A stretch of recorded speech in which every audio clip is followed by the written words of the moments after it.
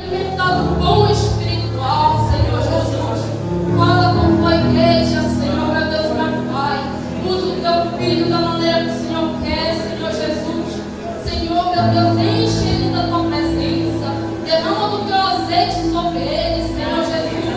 Derrama da tua Shekinah sobre este lugar. Derrama da tua glória sobre este lugar, no meio dos jovens, Senhor, meu Deus, meu Pai. Senhor, meu Deus, meu Pai. Quando ele estiver ministrando a tua palavra, Senhor, meu Deus, meu Pai. Os corações que estão aqui, Senhor, meu Deus, meu Pai, venham ser impactados através da tua palavra, Jesus. Senhor, fala conosco, Senhor. Nós precisamos ouvir a tua voz. Ocuar sobre nossos ouvidos, Senhor Jesus. Fala com tua igreja, meu Deus, meu Pai. Senhor Jesus, isso que eu te peço, em nome de Jesus Cristo. Amém. Graças a Deus. Cumprimento os irmãos com a paz do Senhor Jesus. Abra comigo sua Bíblia. Primeira Epístola de Pedro, capítulo de número 2, versículo de número 9. Glórias a Deus. Primeira Epístola de Pedro, capítulo 2, versículo 9. Quem achou, diga amém.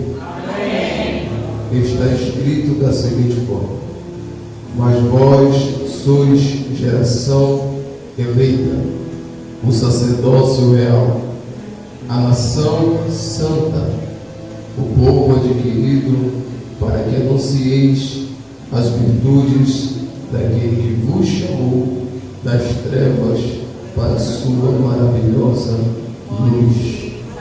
Antes de você tomar o seu assento, diga comigo: chamado das trevas, para a luz. Tome o seu assento nesta noite. Aleluia. Queridos irmãos, amados em Cristo Jesus, eleitos de Deus, nessa noite o Senhor Ele tem uma palavra no nosso coração.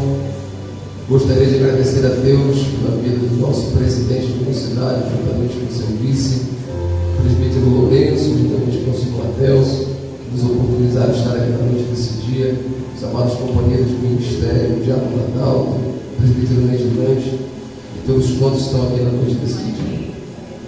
O texto que nós lemos na noite desse dia foi escrito por Pedro. E Pedro, o apóstolo de Jesus, ele teve um encontro com Deus em um momento difícil da sua vida. A Bíblia diz no livro de Eclesiastes, capítulo de número 7, versículo de número 8, a parte A do versículo diz que melhor é o final das coisas do que o princípio delas. A Bíblia vem dizer que Jesus ele entra na casa de Simão Pedro. E ao entrar na casa de Simão Pedro, algumas pessoas que ali estavam rogam a ele para que ele impôsse as mãos sobre a sogra de Pedro, que estava enferma com febre. E a Bíblia diz que Jesus foi até ela e expulsou aquela febre. E a sogra de Pedro, ela melhorou, a sua saúde foi restabelecida e ela serviu ali naquela casa. A Bíblia diz que muitas pessoas chegavam ali possessas por demônios, por enfermidades. Jesus expulsava as enfermidades, expulsava os demônios. E a Bíblia diz que chegou o momento que Jesus se separou, ficou sozinho e buscou a presença de Deus. O que me chama a atenção é que começa o capítulo 5 da palavra de Deus no Evangelho de Lucas. E Jesus, ele chega na beira de uma praia. Ele chega onde? E quando ele chega na beira da praia, a multidão persegue Jesus. A Bíblia diz que a multidão se apertava para ouvir a palavra de Deus. E quando Jesus chega na beira da praia, ele encontra 2 barcos. Quantos barcos? E um desses barcos pertencia a Simão Pedro. E a Bíblia vem dizer que eles, descendo do barco, lavavam as suas redes. E Jesus chega com Pedro e diz: eu preciso desse barco emprestado. E Jesus entra no barco de Pedro. E quando Jesus entra no barco de Pedro, ele fala: agora afasta o teu barco da terra. E Jesus começa a pregar no barco de Pedro.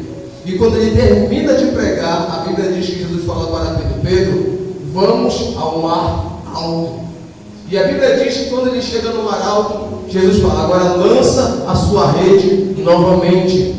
E Pedro começa a conversar com Jesus e diz, olha Jesus, eu fiz isso a noite inteira, eu pesquei a noite inteira, eu tentei a noite inteira, mas não obtive vitória, não obtive êxito. E a Bíblia diz, mas como o Senhor ordenou, assim o farei. E a Bíblia diz que Pedro ele lança as redes novamente. E quando ele lança as redes novamente, uma grande quantidade de peixes é apanhada pela rede de Pedro. A noite anterior, que era uma noite de fracasso, porque Pedro passou a noite inteira tentando, pescando, buscando e não obteve vitória. Mas a Bíblia vem dizer que quando Jesus entrou no barco de Pedro, a história de Pedro foi mudada. O princípio dessa história tinha tudo para ser ruim, tudo para ser falida, tudo para ser um fracasso total. Mas quando Jesus ele entra na história, a história é obrigada a ser reescrita. Eu vou repetir porque parece que alguém não entendeu.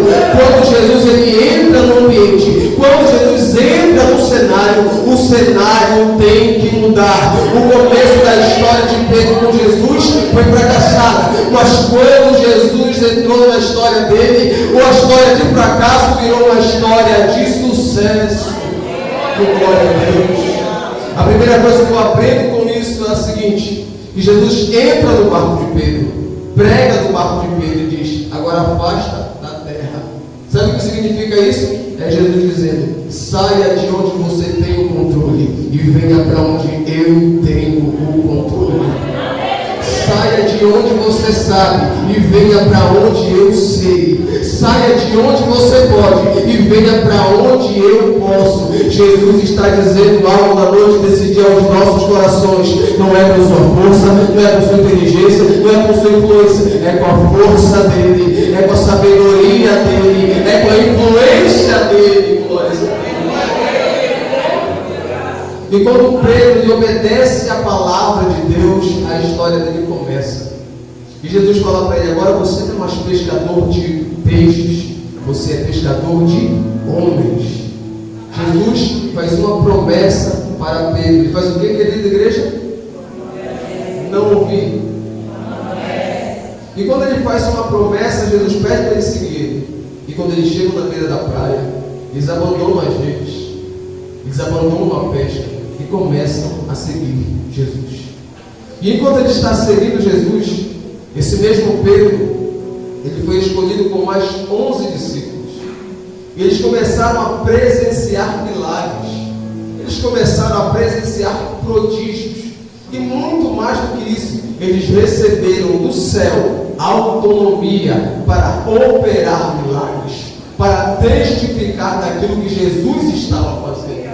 Não somente por meio deles, não somente através deles, mas na vida deles. É a Bíblia que vem dizer que este mesmo Simão Pedro, escolhido por Jesus, uma certa vez ele estava navegando pelo mar e Jesus estava dormindo na polpa do barco. Este mesmo Simão Pedro vai acordar Jesus porque a tempestade estava para afundar o barco. E quando Jesus se levanta, ele repreende o vento, ele acalma o mar e o pavor se apodera deles naquele presente momento e perguntam: que homem é esse que até o vento e as águas lhe obedecem? Até aquele momento eles não conheciam quem era Jesus. Passa-se o tempo, a Bíblia vai dizer que Jesus despede a multidão após operar um milagre de multiplicação e ordena os discípulos dizendo: olha, vão para o outro lado. A Bíblia vai dizer que eles entram no barco e quando chegam no meio do mar, a Bíblia diz que o vento era contrário. A Bíblia diz que eles começam a se desanimar porque a tempestade de vento a tinha acometido aquele barco. E o que me chama a atenção é que na quarta vigília da noite, Jesus vem andando por cima das águas.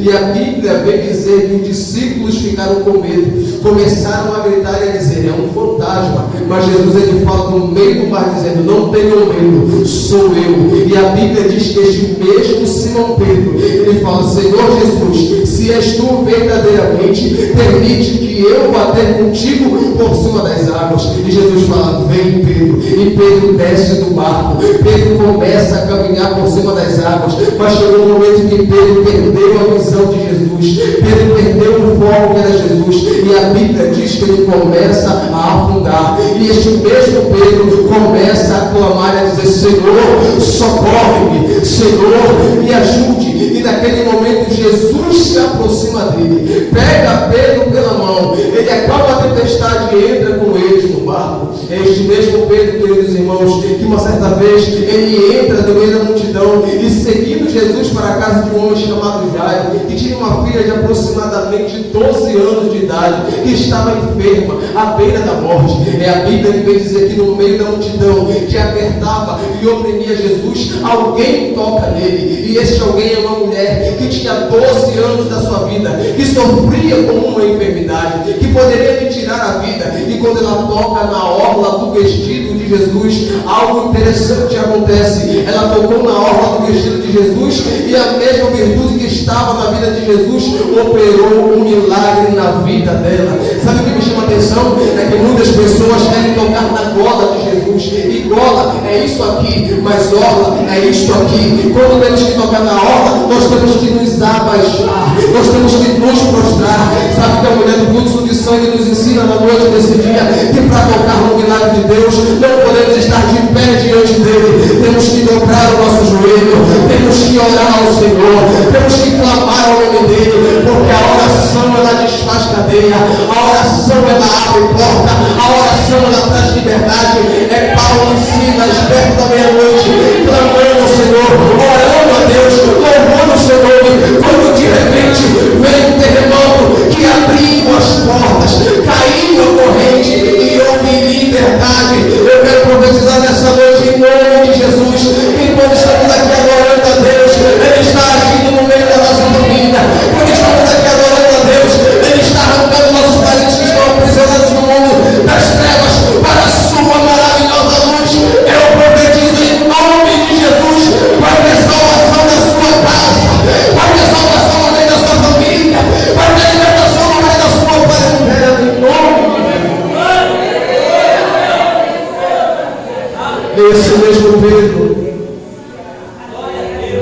que certa vez Jesus chama ele, Tiago e João, e sobem num monte muito alto.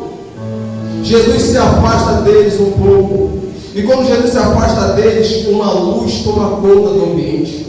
As vestes de Jesus ficam com uma cor embranquiçada, que nenhum lavador poderia deixar. Ele começa a flutuar, e ao estender as mãos, ele traz para Jerusalém, ele traz para aquele ambiente Elias e Moisés. E naquele momento os discípulos, Pedro, Tiago e João, estavam atônitos, tomados pelo pavor, e disseram: Senhor, é muito bom estar aqui. O Senhor quer que nós façamos um tabernáculo para ti, um tabernáculo para Elias, um tabernáculo para Moisés, porque é muito bom estar aqui.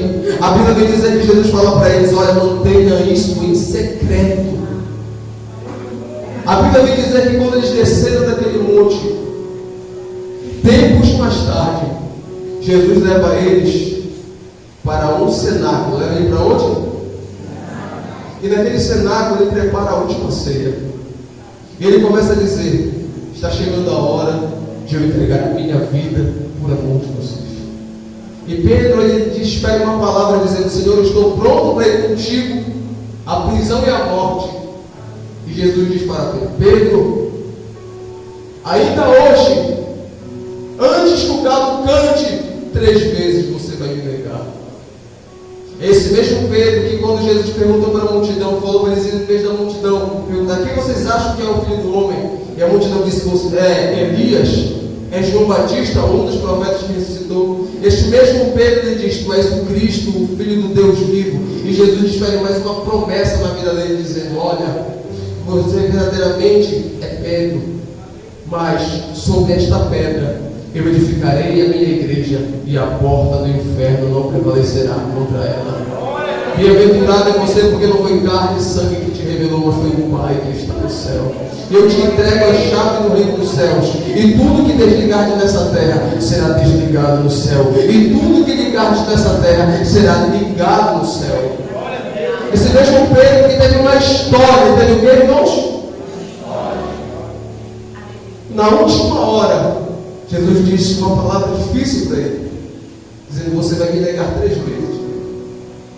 E acontece, ele entra no jardim do Getsemane, no Monte das Oliveiras, e quando ele chega lá, ele chama Pedro, Tiago e João novamente, para ir além orar com ele. Se distancia deles um tiro de pedra, que é cerca de 30 metros, e começa a orar. E começa a clamar a Deus, dizendo: Pai, todas as coisas te são possíveis. E se for possível, aparta de mim este cálice. E quando Jesus se levanta da oração, ele encontra Pedro, Tiago, João e os demais discípulos dormindo de tristeza, e entrega a sua vida. É levado pelos homens, é escarnecido. E este mesmo Pedro acompanha tudo de longe, e as pessoas reconhecem ele e diz: você estava com ele, não é verdade? Ele fala: eu não conheço esse homem. Passa-se alguns minutos mais tarde e outra pessoa fala: você andava com ele, não é verdade? Ele diz: eu não conheço ele. E alguém diz: olha, você fala como ele, você se veste como ele, você anda como ele, você estava com ele, não é verdade? Ele fala: eu já disse que eu não conheço esse homem. E o galo canta, e Jesus observa ele, e a Bíblia diz que, passado isso, Pedro chora de amargura. Jesus é crucificado, ele morre, entrega a sua vida, passa-se 3 dias, ele ressuscita, 40 dias ele faz aparições em lugares distintos, num corpo ressuscitado. A Bíblia vem dizer que quando Pedro decide voltar a pescar, ele leva os discípulos consigo, e novamente ele é frustrado, ele passa a noite tentando e se frustra. E a Bíblia vem dizer que quando ele chega na beira da praia, tem um homem lá. Ele pergunta: filhinhos, o que tem para comer? E Pedro diz: não tem nada, Senhor. E o homem diz: olha, voltem e lancem a rede do lado direito do barco, e encontrareis. E assim se fizeram, lançaram a rede novamente, e 153 grandes peixes foram apanhados. E João, o discípulo que Jesus amava, disse para Pedro: Pedro, aquele homem da beira da praia é o mestre. E quando ele chega, ele percebe a oportunidade, porque em 40 dias ele esteve procurando retratar-se diante de Jesus. E a Bíblia vai dizer que ele pega a túnica, ele se lança no mar e vai até a presença de Jesus. E quando ele chega na beira da praia, lá estava Jesus sentado. E com Jesus tinha 3 itens: tinha peixe, tinha fogo e tinha pão. Tinha o que, igreja? Tinha peixe. Não vai dar tempo de eu explicar isso aqui, mas a grosso modo é Jesus falando para Pedro: Pedro, tudo o que você precisa está em mim. É Jesus falando para a sua igreja na noite desse dia: tudo o que você necessita, tudo o que você anseia, não está no mundo, não está lá fora, não está nas diversões mundanas, está na presença de Jesus. Tudo que você precisa está nele. Oh, glória a Deus. E a Bíblia vem dizer que Jesus pergunta por 3 vezes: quantas vezes? Pedro, você me ama mais do que esses outros? Ele fala: amo, Senhor. Passa uns minutos, ele pergunta: Pedro, você me ama muito mais do que esses outros? Ele fala: eu amo, Senhor. Ele pergunta a 3ª vez: Pedro, você me ama mais do que esses outros? Ele chora e diz: Senhor, tu sabes de tudo, tu sabes que eu te amo. Jesus fala: apacenta as minhas ovelhas. Sabe o que me chama a atenção? É que por 3 vezes Pedro nega Jesus, 40 dias atrás. E passado 43 dias, Jesus, ele reconcilia Pedro. A história de Pedro começa com um fracasso na beira da praia, e novamente Jesus vem na beira de uma praia encontrar com Pedro. Sabe o que Jesus está querendo dizer para mim e para você na noite desse dia? Que um momento ruim não resume uma história com Deus. Pedro se desviou desviou da presença de Deus. Pedro abriu mão do ministério. Pedro abriu mão da promessa, porque não resistiu ao processo. Mas se você quiser viver o propósito de Deus, resista ao processo. Pode doer, você pode chorar, mas quando você passar pela prova, sendo aprovado por Jesus, você vai viver a promessa de Deus. Jesus foi ter com Pedro, porque ele estava dizendo: Pedro, nem tudo está acabado. Um momento ruim que você me levou há 43 dias atrás não resume uma história de 3 anos e 6 meses. Ele queria desistir de 3 anos e 6 meses que ele viu milagre, presenciou milagre, recebeu a presença do Espírito Santo, operou milagres, viu acontecer inefáveis. Ele quis abandonar por um único erro. E eu vim te dizer na noite desse dia com temor, tremor e respeito, que um momento ruim não resume uma história com Deus. Pedro é esse que escreve a epístola. E este mesmo Pedro, ele desce para Jerusalém depois que Jesus é assunto aos céus. E quando ele é assunto aos céus, ele deixa uma promessa dizendo: olha, vocês receberão a virtude do Espírito que virá sobre vós dentro de poucos dias, e sereis testemunhas tanto em Jerusalém como na Judéia, Samaria e até os confins da terra. Eles descem cerca de 10 dias em oração. E a Bíblia vem dizer que o Espírito Santo do Senhor desceu sobre o cenáculo que estavam reunidos, e todos estavam reunidos. Atos capítulo 2, versículo 1 a seguir diz: e cumprindo-se o dia de Pentecostes, estavam todos assentados no mesmo lugar, assim como nós estamos aqui. E de repente veio do céu um som como de um vento veemente e impetuoso, e encheu toda a casa onde estavam assentados, e foi vista sobre eles línguas repartidas como as de fogo, os quais pousou sobre cada um deles, oh glória a Deus, e todos começaram a falar em outras línguas, conforme o Espírito Santo lhes concedia que falassem. Naquele momento, a promessa de Jesus estava se concretizando, porque aí surgiu a igreja de Jesus, porque o Espírito Santo que encheu aqueles homens arrancou eles de dentro do cenáculo, e a Bíblia vem dizer que eles começaram a falar das grandezas de Deus na língua daqueles homens que eram nascidos em 16 nações em Jerusalém. E a Bíblia diz que Pedro toma a palavra e começa a dissertar um sermão baseado em João capítulo 2, que é o cumprimento da promessa, e quase 3.000 almas foram agregadas para o reino de Deus. É Jesus cumprindo a promessa de Números 5, dizendo: se você me seguir, Pedro, você vai pescar homens. E todo pescador pesca muitos peixes, muitas unidades de peixe. E naquele momento, Jesus cumpre a promessa dele. Jesus reconcilia Pedro com o Pai, com o Filho, com o Espírito Santo, dizendo: olha, o altar te espera. Nem tudo está terminado. A Bíblia vem dizer que este mesmo Pedro, ele escreve esta epístola a qual nós lemos na noite desse dia. E ele tem o intuito de alcançar os irmãos da Ásia Menor, que estavam passando por perseguição, por sofrimento. E muitos desses irmãos acreditam que foram alcançados no dia de Pentecostes, quando o Espírito Santo desceu. E quando ele começa a dizer que vocês são a geração eleita, geração determina um período de 40 anos. E nesses 40 anos, a Bíblia vem dizer que quando Jesus ele oportuniza Pedro ser o pastor da igreja primitiva, ele diz que vocês são a geração eleita. E esta geração eleita começou com 12, mais tarde foram 120, depois foram quase 3.000, e trazendo para os dias atuais, todos nós aqui que estamos na presença de Deus, que aceitamos a Cristo como nosso Salvador, Senhor da nossa vida, somos a geração que Ele elegeu. E esta eleição, a palavra eleita, ela vem de um termo grego que é electos, que significa um povo designado do meio de uma grande multidão para fazer um serviço ou receber benefícios especiais. Nós fomos chamados por Deus, elegidos por Deus, para receber virtude do céu, para receber um serviço especial. E o que me chama a atenção é que ele continua dizendo: vocês são um sacerdócio real, E no Antigo Testamento, depois que foi elegida os reis, somente 3 indivíduos recebiam a unção de Deus, que eram reis, profetas e sacerdotes. E Jesus fala: vocês são sacerdócio real. Eu tinha montado todo um sermão para administrar a noite desse dia, mas o tempo já está indo embora. Então eu vou logo direto ao ponto.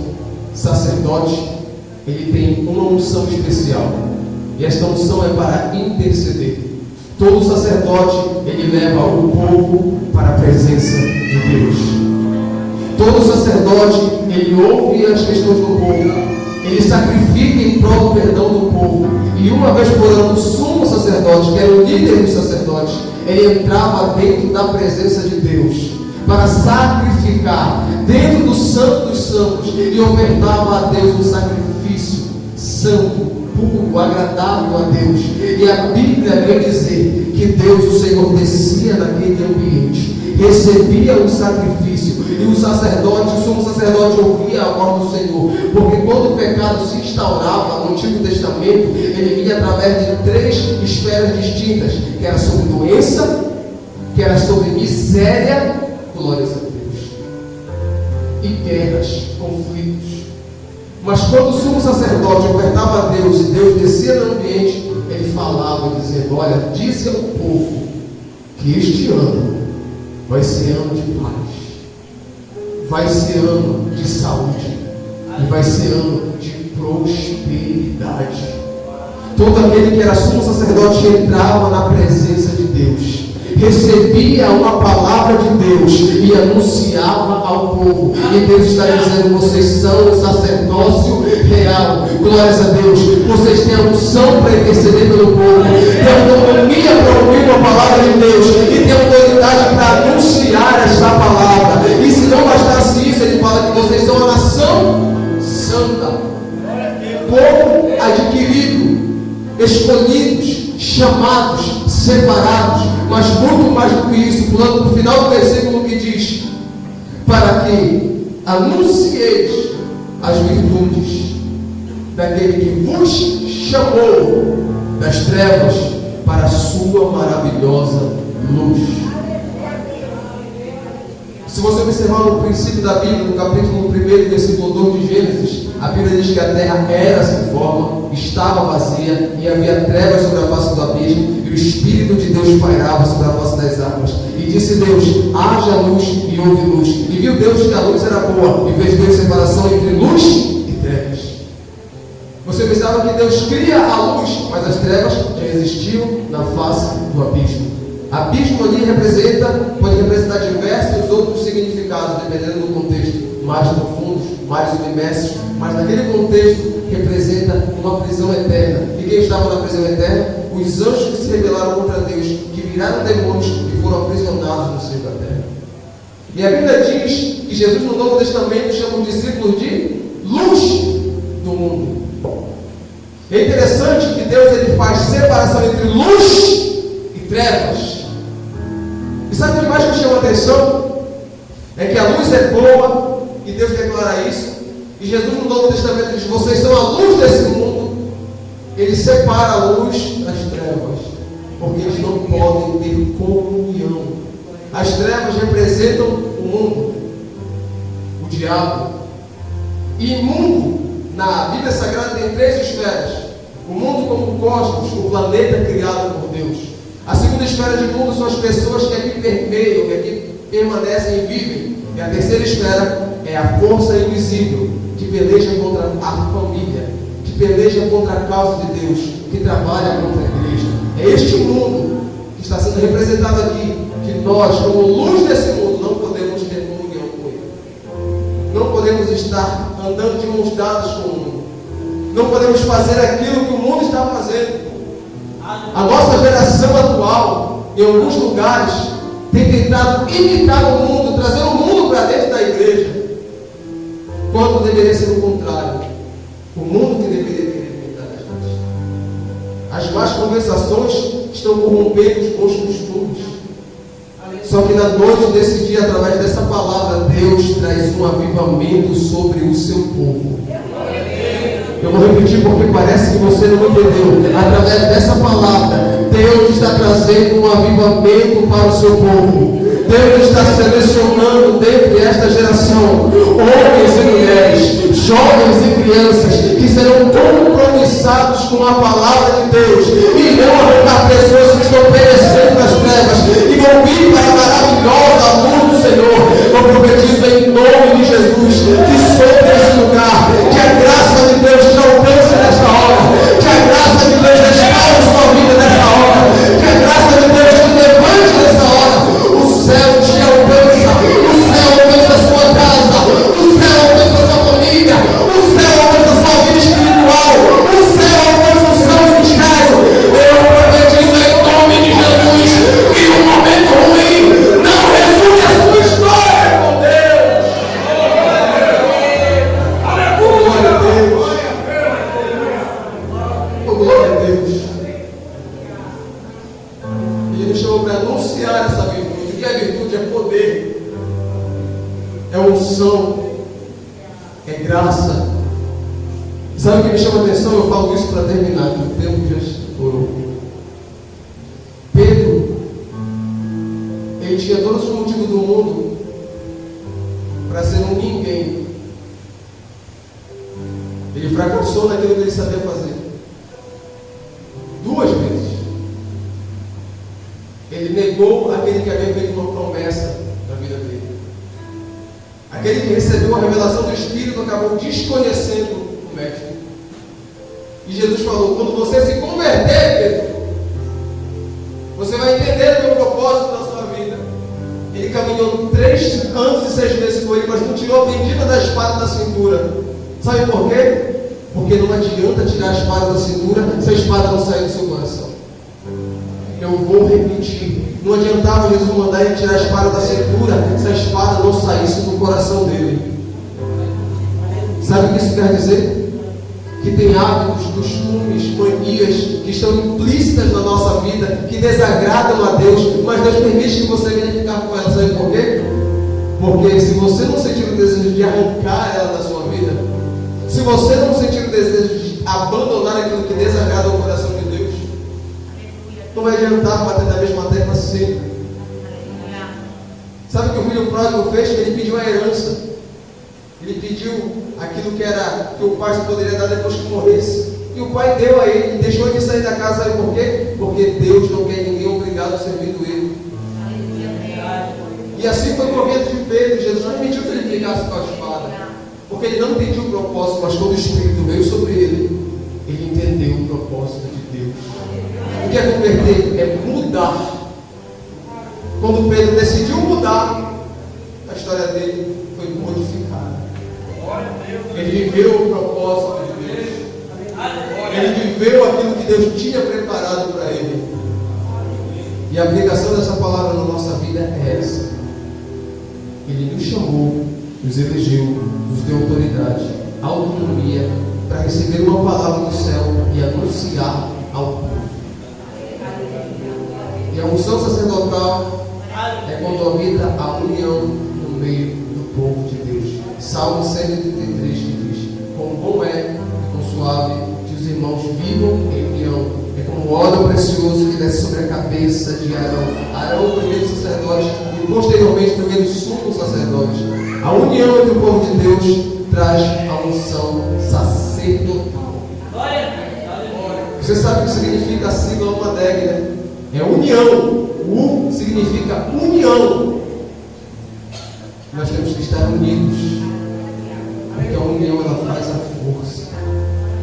E com isso, queridos irmãos, eu gostaria de agradecer essa oportunidade que me foi confiada. Em nome de Jesus.